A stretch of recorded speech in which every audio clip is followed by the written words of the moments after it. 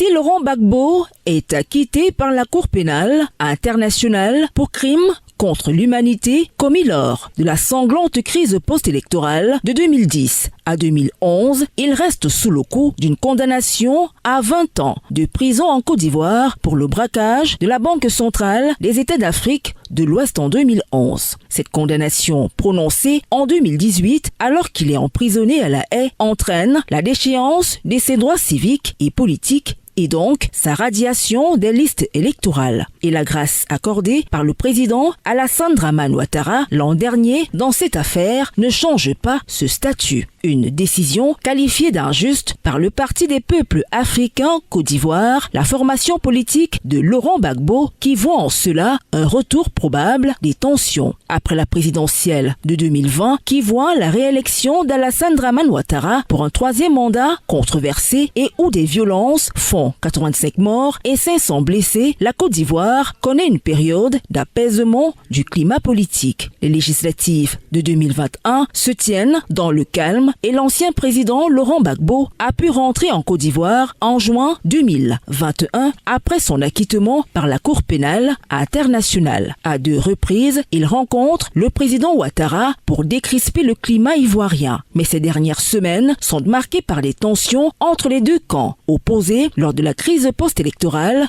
de 2010 à 2011 qui fait 3000 morts. 8 millions d'électeurs sont appelés aux urnes le 2 septembre prochain en Côte d'Ivoire pour renouveler les conseils municipaux et régionaux. La prochaine présidentielle doit quant à elle se tenir en 2025.